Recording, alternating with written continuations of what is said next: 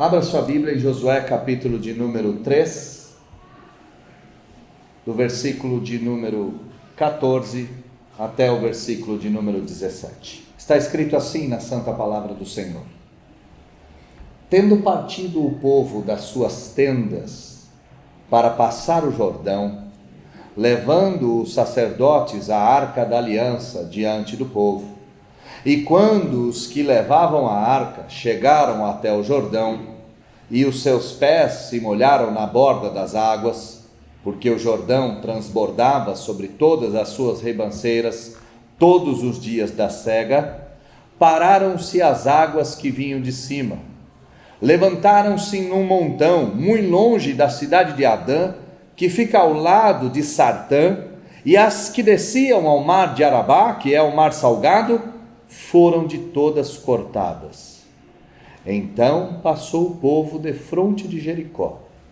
Porém, os sacerdotes que levavam a arca da aliança do Senhor pararam firmes no meio do Jordão, e todo Israel passou a pé enxuto, atravessando o Jordão.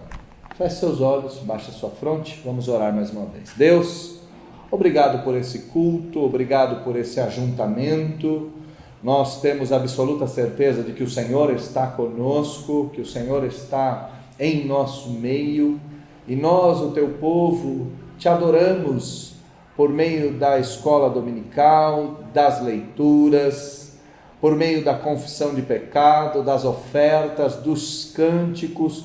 Todos os atos litúrgicos do culto apontam para o Cordeiro de Deus que tira o pecado do mundo, isto é, para Jesus Cristo o Senhor. Te louvamos, porque de maneira instrutiva, de maneira pedagógica, o Senhor nos leva à adoração, o Senhor nos leva à contemplação, o Senhor nos leva ao oferecimento do mais puro louvor. Fomos preparados pela palavra e com a palavra para o texto sagrado, para a exposição da sua santa lei. Te pedimos, Senhor, que o Senhor nos abençoe sobremaneira e fale com cada um de nós. Fale conosco de maneira especialíssima nesse dia do Senhor, a fim de que aprendamos a confiar, a depender e a obedecer do Senhor e ao Senhor em toda e qualquer circunstância. Faça isso para a glória do seu nome, é o que eu lhe peço em nome do Senhor Jesus. Amém. Que dia é hoje, irmãos, do mês? Dia 19 de março. De que ano? 2023.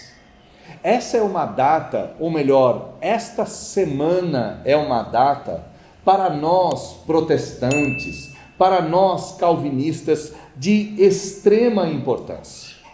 E por que é uma data de extrema importância?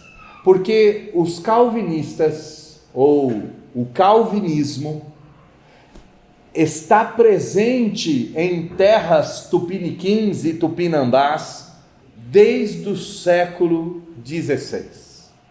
Ministros calvinistas foram enviados pelo próprio João Calvino para o Brasil em 1557, na tentativa francesa de colonização das nossas terras. Essa tentativa francesa ficou conhecida como França Antártica. Os calvinistas, apesar de terem sido expulsos do Brasil pouco tempo depois da sua chegada, tentaram uma nova ação de evangelização no Brasil, e isso aconteceu no século XVII, lá no Nordeste, com a invasão holandesa no Recife. É interessante que a Igreja Reformada Holandesa, a Igreja Calvinista, organizou inclusive vários presbitérios no Nordeste brasileiro. Então, século XVI, Calvinistas vieram para o Brasil, no Rio de Janeiro, na tentativa de evangelizar a nossa nação. Século 17, holandeses calvinistas vieram para o Brasil na tentativa de evangelizar a nossa nação. E por fim, no século 19, os calvinistas definitivamente se instalaram em território brasileiro. Primeiramente, com a Igreja Congregacional, que chegou ao Brasil em 1855, e depois, em 12 de agosto de 1859, quando o nosso fundador, o nosso pai peregrino, o nosso primeiro evangelista, Simonton, realizou um culto presbiteriano em território brasileiro. Mas voltando à França Antártica, voltando a essa data, houve uma tentativa de colonizar o Brasil pelos franceses. O vice-almirante dessa empreita, por nome de Villegagnon, escreveu uma carta pedindo que missionários fossem enviados para o Brasil. O motivo dessa carta era que os soldados, os marinheiros franceses eram por muito depravados. Então, evangélicos precisavam vir. A carta foi escrita diretamente ao reformador francês João Calvino, e ela pedia: envie profissionais e religiosos para a nova colônia francesa. A ata do envio ainda permanece na cidade de Genebra. Calvino, por meio do Conselho de Genebra, responde, e 12 missionários huguenotes franceses calvinistas vieram para o Brasil. Villegagnon vai escrever uma outra carta dizendo: muito obrigado por ter enviado esses homens. Eles chegaram no dia 7 de março de 1557, nós estamos no dia 19. No dia 7 de março de 465 anos atrás, reformados calvinistas punham o pé no Brasil.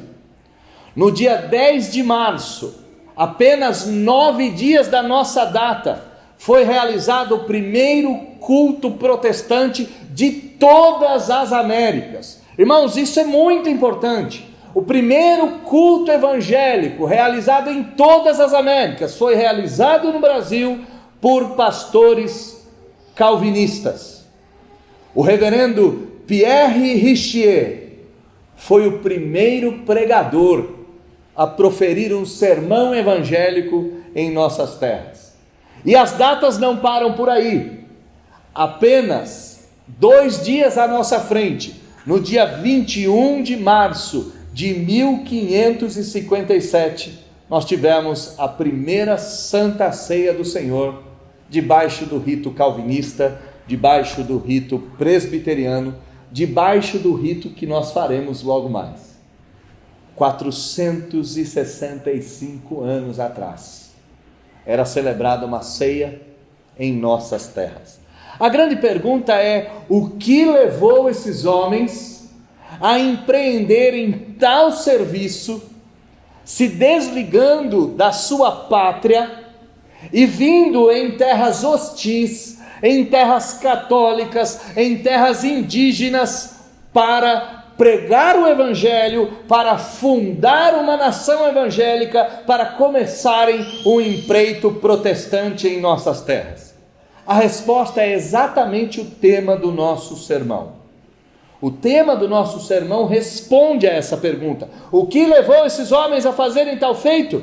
E o tema é confiança e dependência. 2 pequenos verbos, mas que nos levam a superar os maiores desafios. E para que a gente consiga aprender esses 2 verbos, nós temos que retornar ao texto sagrado. Nós temos que retornar aos acontecimentos do texto sagrado.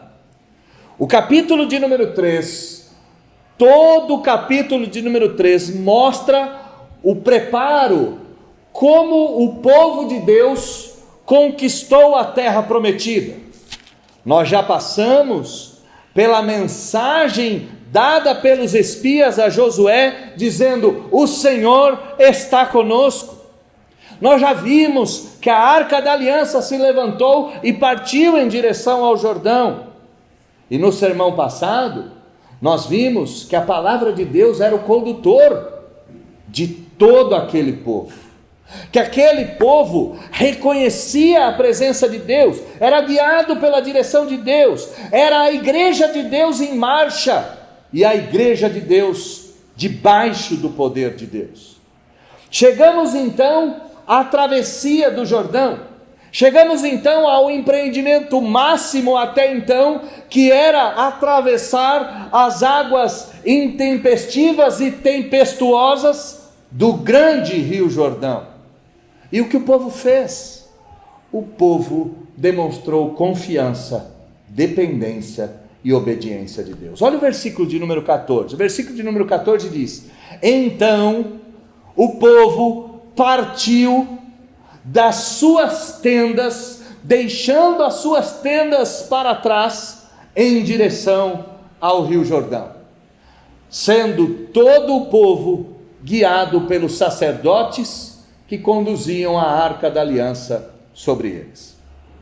Perceba que o povo age mediante a ação de Deus. O povo se levanta mediante ao levantar-se de Deus. E você já aprendeu aqui nessa igreja que a Arca da Aliança era o símbolo da presença de Deus, o símbolo da direção de Deus, o símbolo da glória de Deus, guiando o seu povo em direção à terra prometida. Então o texto diz que o povo partiu, o povo deixou as suas tendas, e aqui é a confiança apresentada em atitude. E nós podemos perguntar: o que é confiar em Deus, pastor? Confiar em Deus significa recorrer a Deus e a todos os recursos de Deus em toda e qualquer circunstância. De forma um pouco mais clara, nós podemos pensar que confiar em Deus, confiar nas promessas de Deus, confiar na pessoa de Deus, é exatamente obedecer os seus mandamentos. O povo sabia que a terra prometida seria entregue a eles. Essa era a palavra de Deus. O povo havia sido treinado no deserto a obedecer a lei de Deus e a obedecer ao Deus da lei. O povo já havia experimentado que confiar em Deus era algo que os levaria à vitória. Confiança em Deus, então, é uma atitude interna e externa de obedecer os mandamentos do Senhor, independente de onde esses mandamentos hão de nos levar. E qual é a evidência de que o povo de Israel confiava em Deus dessa forma? O povo é obediente. Josué disse: em 3 dias nós atravessaremos o Jordão. Então o texto nos diz que o povo desmontou o acampamento.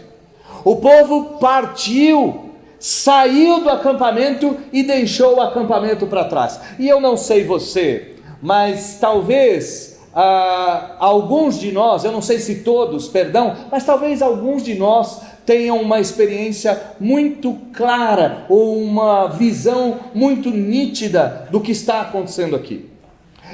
Vocês todos sabem, ou a maioria sabe, eu não gosto muito de natureza assim, né?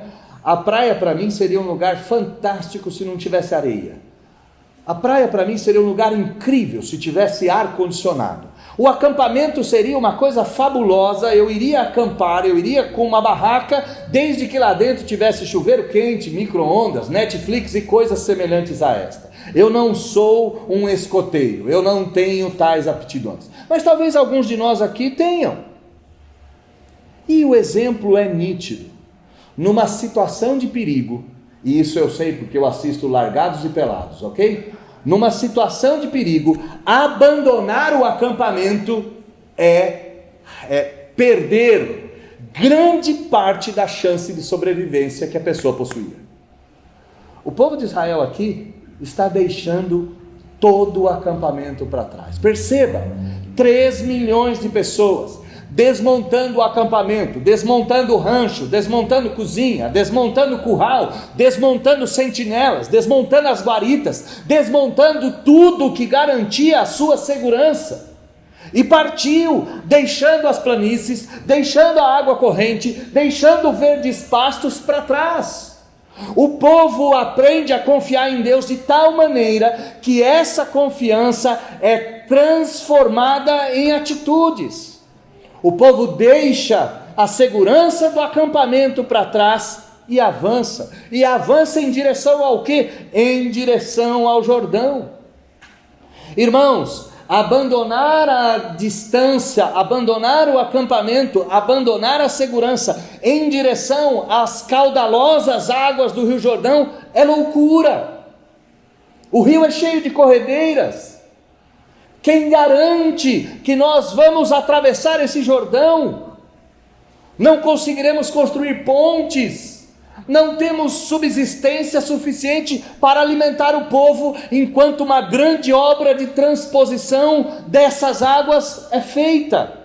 Mas mesmo assim, o povo confia em Deus, obedece a sua palavra, abandona a segurança do acampamento e marcha em direção ao desconhecido, e marcha em direção às águas caudalosas, e marcha em direção ao perigo e às incertezas que o próprio Rio Jordão representava.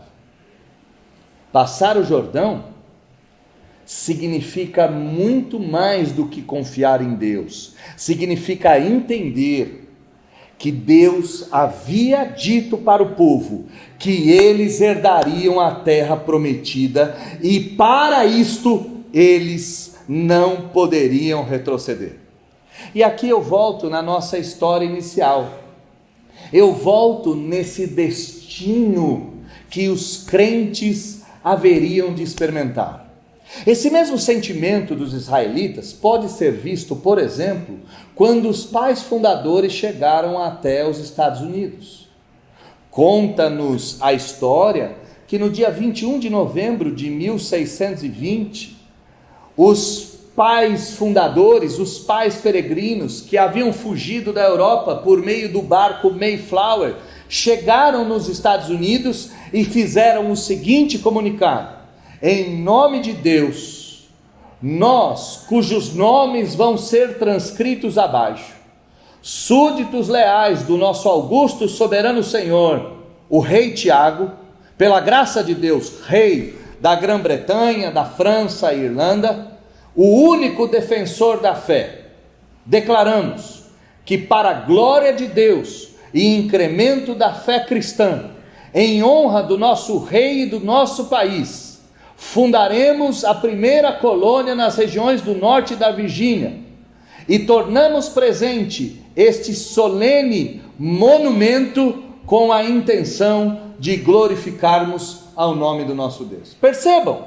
que da mesma forma que o povo de Israel atravessa ou vai em direção ao Rio Jordão, os pais fundadores fizeram a mesma coisa em direção aos Estados Unidos.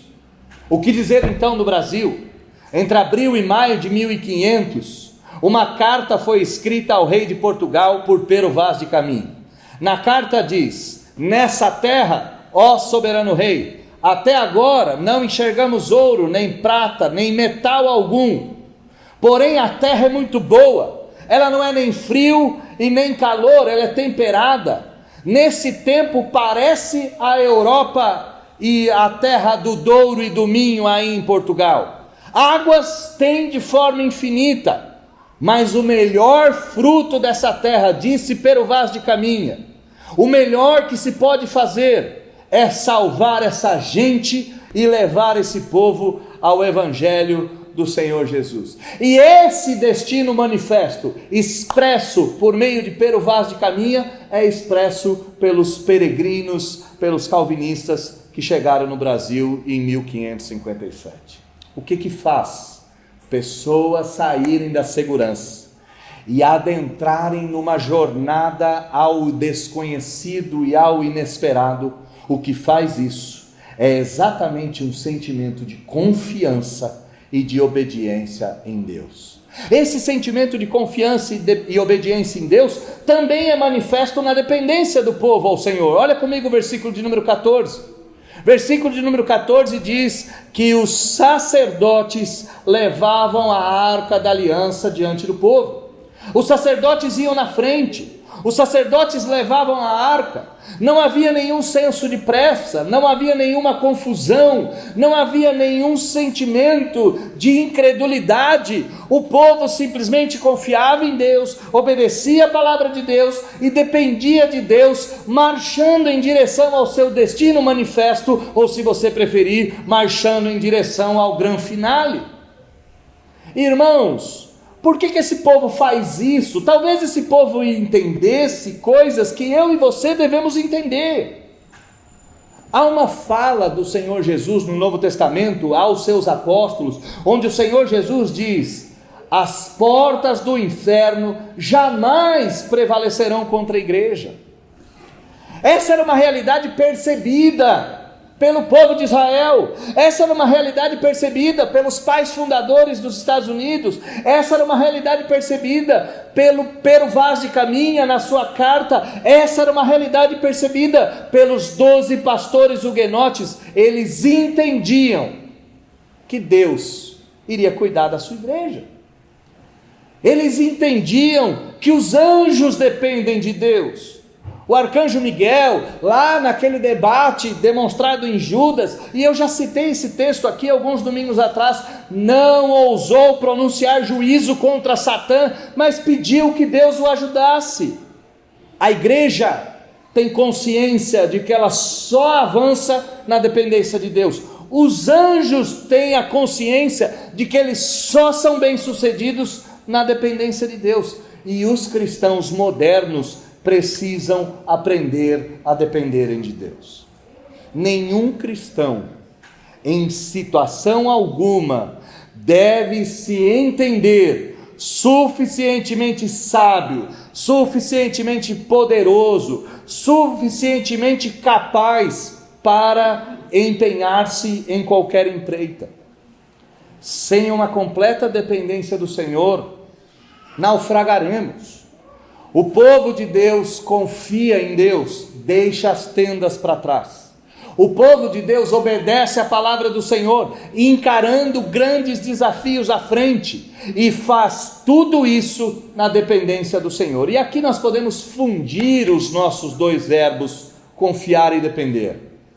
Confiar e depender de Deus nunca estará separado de obedecer a Deus. Entenda bem. Se você confia em Deus, isso não pode ser manifesto num sentimento. Se você depende de Deus, isso não pode ser manifesto numa fala.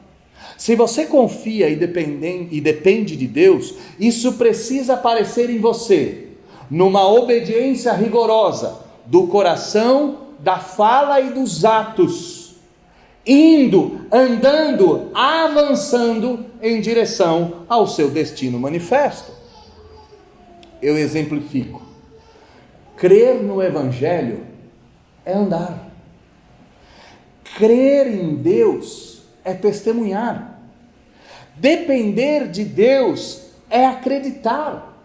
E essas coisas devem ser feitas mesmo diante de circunstâncias adversas.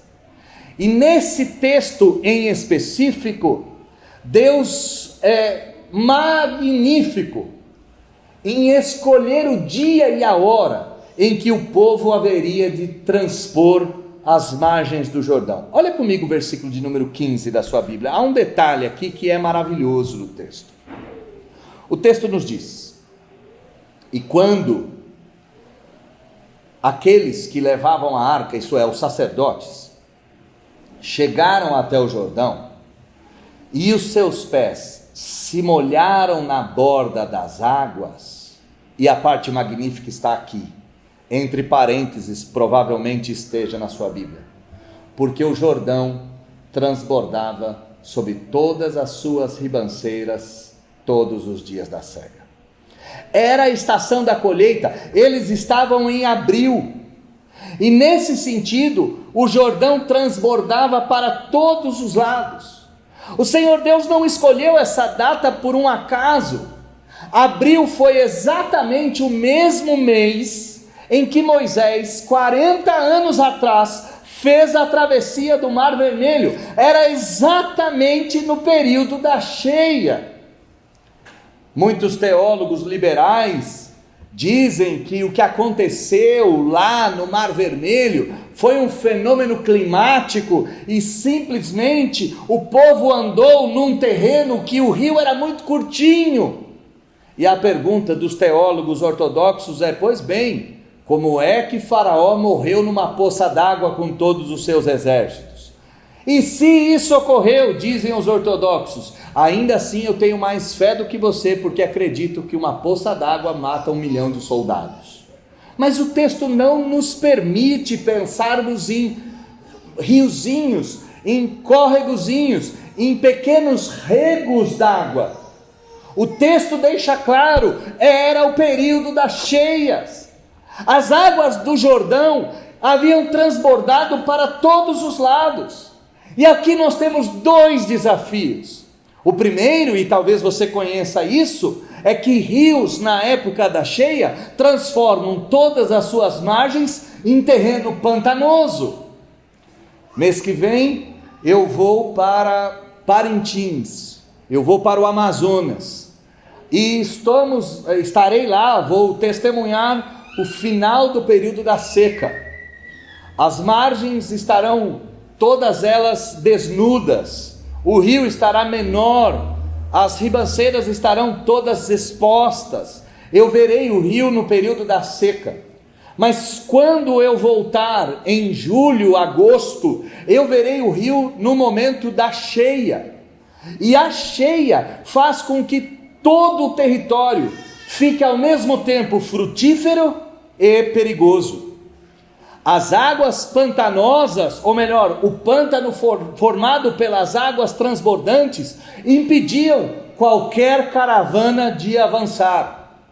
Talvez você conheça o Mato Grosso no período das cheias, talvez você já tenha ido ao Pantanal, e você vai perceber que grandes movimentações, grandes caravanas, elas vão parar nas margens dos rios, por causa do lamaçal e por causa do pântano. O segundo desafio era o próprio Rio Jordão. Na cheia, o Rio Jordão ficava mais arredio, mais irritado, mais forte. O povo de Deus aprende a confiar e depender, obedecendo a palavra do Senhor, enfrentando situações adversas. Como foi a navegação? Pensemos isso. Como foi a navegação em 1620, saindo da Holanda e vindo em direção à América? Como que Cabral conduziu as suas naus e suas caravelas em meio ao desconhecido, em abril de 1500? Como aqueles 12 pastores calvinistas franceses abandonaram a França e vieram por meio do mar Mediterrâneo e enfrentaram as dificuldades do Oceano Atlântico para chegar no Brasil. Irmãos, se você confia em Deus, se você depende de Deus, você precisa enxergar que as circunstâncias não são os fatores finais da sua vitória. O povo de Deus não para diante das circunstâncias.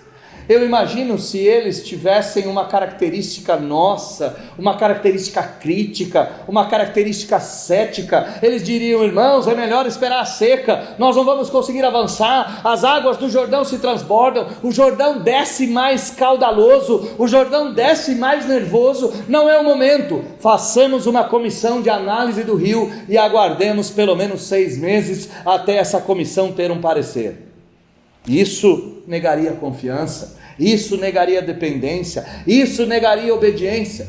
Ao contrário disso que o povo faz, o povo marcha, o povo avança. E o versículo de número 16 mostra que essa confiança, que essa dependência obediente, ela vai resultar num grande milagre feito pelas mãos do poderoso Deus. Versículo de número 16 diz que quando os sacerdotes chegaram às margens do banhado, chegaram às margens do pântano, quando eles puseram os pés, as águas secaram, pararam-se as águas que vinham de cima, diz o versículo de número 16, levantaram-se num montão, As águas foram represadas assim que eles pisaram o pé naquele pântano, naquela região arenosa, muito longe da cidade de Adã, que fica ao lado de Sartã. As águas pararam, e as que desciam, aquelas que continuavam a sua trajetória, aquelas que desciam até o mar de Arabá, que é o mar salgado, que é o mar morto, foram cortadas imediatamente. Então passou o povo defronte de Jericó. Quando aqueles que levavam a arca chegaram até o Jordão, e os seus pés se molharam, os seus pés receberam as primeiras gotas daquela água, assim que eles colocaram os pés, versículo 15 e 16, as águas se elevaram num edifício formado pelo rio. As águas se elevaram num montão, e o rio começou a secar. As águas não empoçaram, diz o texto, as águas foram correndo rio abaixo, ligeirinhas, e de uma hora para outra o rio se secou. O autor faz questão de nos dar detalhes. A travessia ocorreu mais ou menos a 10 quilômetros de Jericó. A cidade em que as águas ficaram represadas tinha 27 quilômetros ao norte. Deus abriu um buraco de 30 quilômetros para o povo passar. Irmãos, não é um pequeno trecho. Nós olhamos os trechos, nós olhamos as imagens, nós olhamos inclusive as minisséries, nós assistimos tudo que fala disso, e nós imaginamos que era mais ou menos 30, 40 metros, não muito mais largo do que essa igreja. Mas nós estamos falando aqui do território daqui até Jundiaí. Nós estamos falando de terra que se abriu e se secou. Nós temos 3 milhões de pessoas passando nessas águas, ou melhor, nessa seca. Nós temos uma multidão marchando nesse lugar. Nós temos que entender que destino manifesto é a certeza de que nós chegaremos ao lugar que Deus disse que nós chegaremos. O povo de Deus não perde de vista em um momento sequer que eles venceriam aquela empreita. Eles aprenderam a confiar em Deus.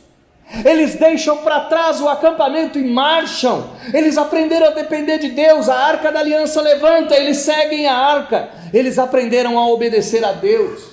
As circunstâncias pouco importavam para esse povo, e as dúvidas pouco importavam para esse povo. Imagina a cena: 40 anos de deserto, 40 anos de expectativa da terra prometida. As histórias relacionadas à abertura do Mar Vermelho ainda estavam vivas na mente e no coração daquelas pessoas, e de repente, 40 anos depois, uma nova marcha triunfal é empenhada, é posta, o povo é posto para marchar e para conquistar a terra prometida, e de uma hora para outra, as águas turbulentas param, um edifício se levanta, e o povo começa a adentrar na terra prometida. Mas há algo de Deus aqui que nós não podemos esquecer ou perder dos nossos olhos. Deus é todo poderoso, e vocês sabem disso. Ele abriu o Mar Vermelho, Ele abriu o Rio Jordão, Ele abriu a madre da Virgem e pôs dentro dela o seu Filho. O Senhor Deus é super poderoso. Mas mesmo sendo todo poderoso, Ele não é mesquinho, Ele não é egoísta, Ele não é vaidoso. Pelo contrário, Ele é um Deus de uma generosidade absurda. E essa generosidade é tão visível no texto, que Ele vai usar o pó da terra, os homens, para realizar o seu feito. Olha comigo o versículo de número 17.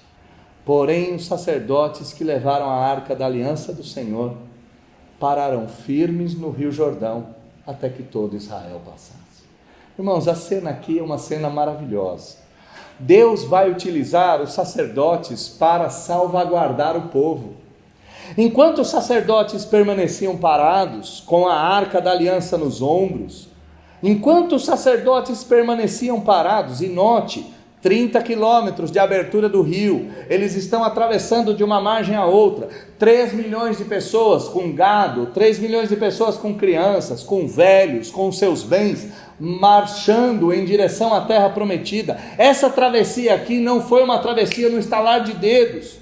Os sacerdotes estavam ali para garantir o sucesso da empreita, e Deus, mesmo sendo todo-poderoso, derrama o seu poder sobre a vida dos sacerdotes.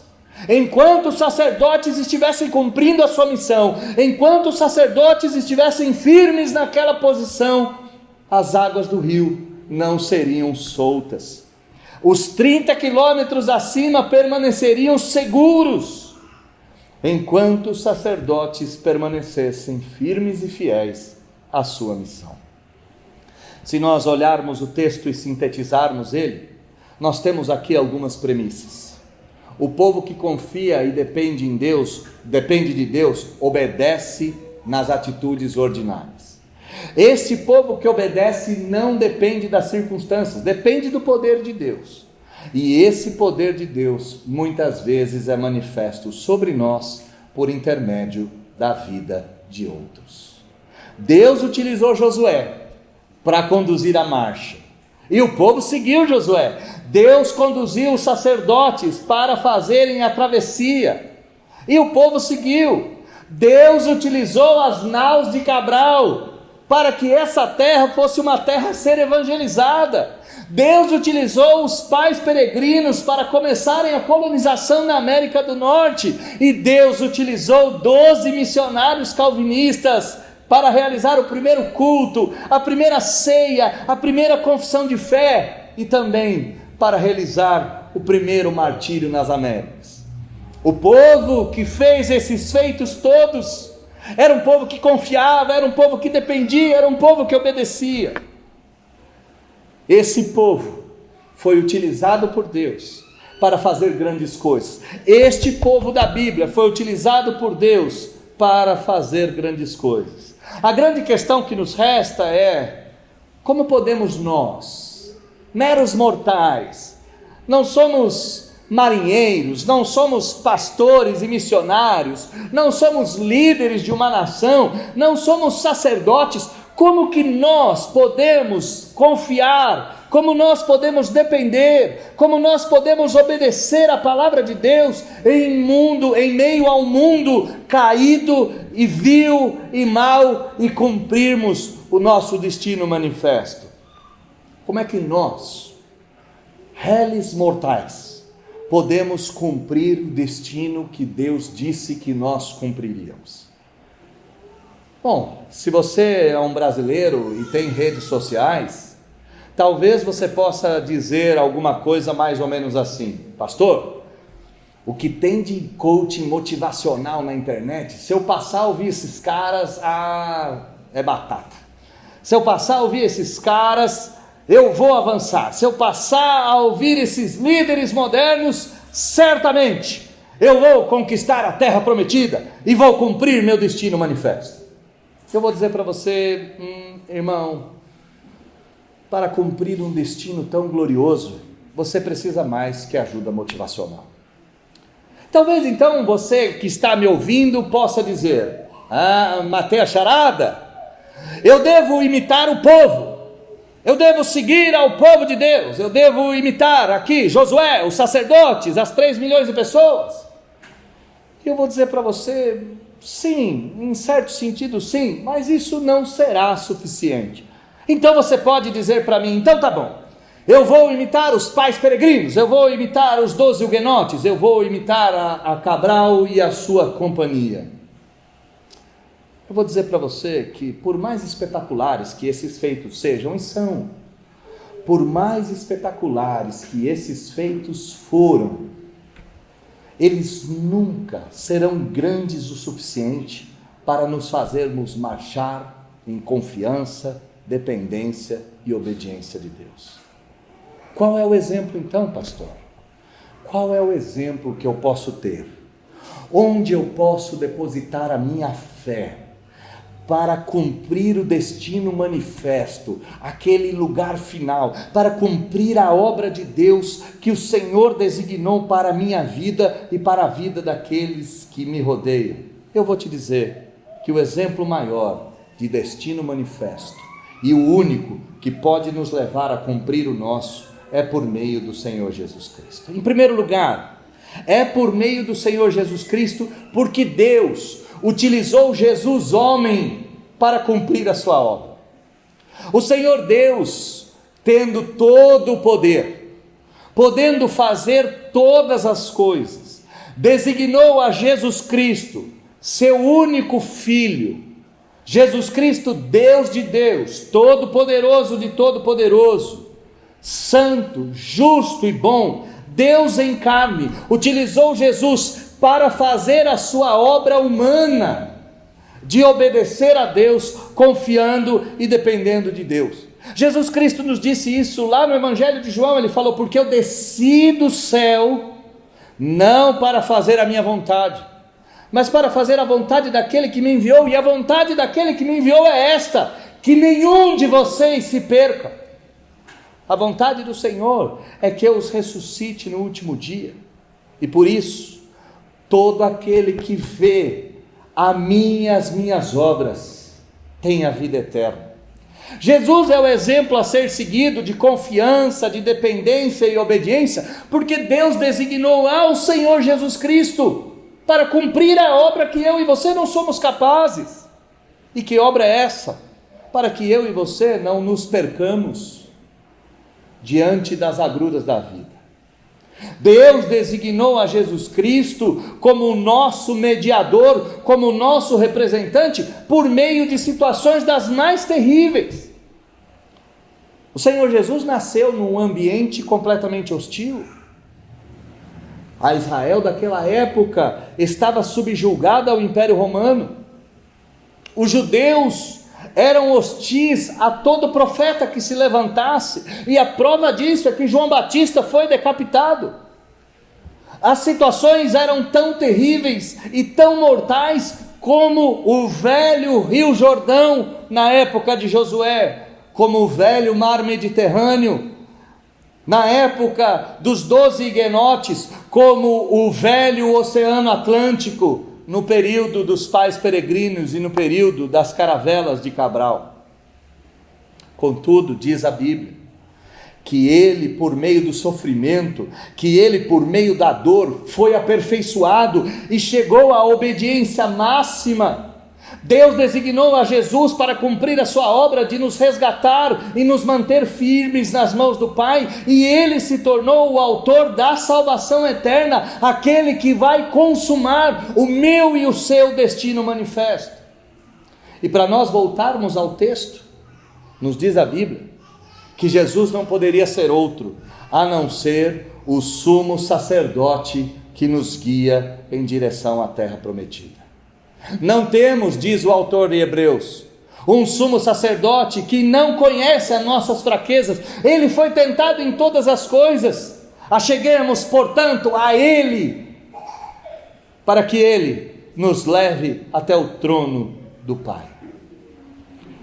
Os sacerdotes seguravam as hastes da arca, e eu tenho absoluta certeza, irmãos, e tenho isso por experiência própria, que se você se mantiver num determinado espaço-tempo, com a mão erguida, segurando uma caixa, sustentando alguma coisa, em pouco tempo o seu corpo começará a tremer. Os sacerdotes ficaram horas segurando a arca da aliança, e a cada hora que passava, a arca pendia sobre os seus ombros e o peso aumentava. Nos diz a Escritura que o Senhor Jesus não suportou o peso da arca, suportou as tormentas do pecado, e cada minuto daquela aflição fazia com que os braços de Jesus tremessem, e fazia com que o corpo de Jesus enfrentasse espasmos. O que estava em jogo não era a vida de 3 milhões de pessoas, Não eram as correntes do Rio Jordão que se soltariam e a água passaria por ele. O que estava em jogo com o Senhor Jesus era a salvação de todos os crentes, de todos os tempos, de todos os lugares e de todas as gerações. E o que o Senhor Jesus fez? Manteve-se em terra seca, com os braços estendidos para cada um dos lados, sozinho e abandonado, pagando um alto preço pela nossa salvação. Sabe, meus irmãos, a gente precisa entender de uma vez por todas, que nele, em Jesus, nós podemos cumprir o nosso destino manifesto.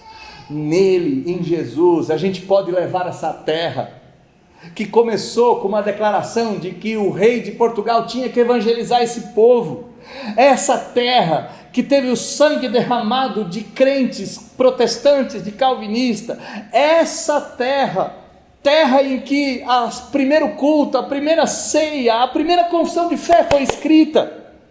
Nosso destino manifesto é fazermos dessa terra uma terra cristã, e nós só faremos isso nele, em Jesus Cristo. Nós só faremos isso na força dele. Nós só faremos isso nele, sustentado no madeiro, para nos dar a vida eterna. É ele quem nos faz fazer mais e melhor. É ele quem nos faz confiar, depender e obedecer. E eu queria terminar dizendo: é bem verdade que você pode sofrer no meio do caminho, é bem verdade que você pode chorar, é bem verdade que você pode se decepcionar, é bem verdade que você pode até se martirizar, mas uma coisa é tão verdadeira quanto estas: em Cristo, eu e você cumpriremos, nem que seja no último dia da nossa existência, nosso destino manifesto, que é proclamarmos a glória de Deus enquanto marchamos em direção à terra prometida. Que Deus te ajude nessa data tão importante, 19 de março, a entender que você é fruto de feitos gloriosos, primeiramente de Deus, depois de Jesus Cristo e depois do seu povo. E compete a você e a mim darmos andamento nessa jornada, a fim de que Deus, em Cristo Jesus, seja glorificado em todos os lugares e por todas as pessoas. Feche seus olhos, vamos orar. Deus, nós acabamos de ver o povo chegando até o Rio Jordão. O povo confiou, o povo obedeceu, o povo dependeu do Senhor, e o Senhor foi com eles. Mesmo diante de circunstâncias das mais terríveis, o rio no seu momento mais cheio, o rio no seu momento mais bravo, suas águas impiedosas transbordando para todos os cantos, mesmo assim, o povo venceu. Bastou os sacerdotes colocarem o pé, que o povo venceu. Os sacerdotes permaneceram todo aquele tempo em terra seca, e o povo venceu. Muitos crentes no decorrer da história venceram também, concluíram o seu projeto, chegaram até novas terras, chegaram até a terra prometida, e evangelizaram às custas do próprio sangue, para que fosse manifesto a todos os povos que Deus é um Deus onipresente, onipotente, onisciente, que governa sobre tudo e todos e em todos os lugares. Muitos foram os testemunhos daqueles que venceram em nome de Jesus. Então pedimos que nós confiemos não nos nossos feitos, confiemos em Deus. Que nós obedeçamos cegamente a palavra do Senhor e que nós aprendamos a depender do Senhor em toda e qualquer circunstância. E façamos tudo isso não no poder do sacerdote, mas no poder do sumo sacerdote, que dependurou-se naquela cruz, mas dela foi retirado. Contudo, Ao terceiro dia ressuscitou, subiu aos céus e está bem perto de voltar. Que nós avancemos em direção à Nova Jerusalém, ao nosso destino manifesto, evangelizando todos os povos, todas as línguas, todas as nações. Que nós venhamos a fazer isso no nome santo do nosso Senhor e Salvador, Jesus Cristo. É no nome dele que oramos. Amém.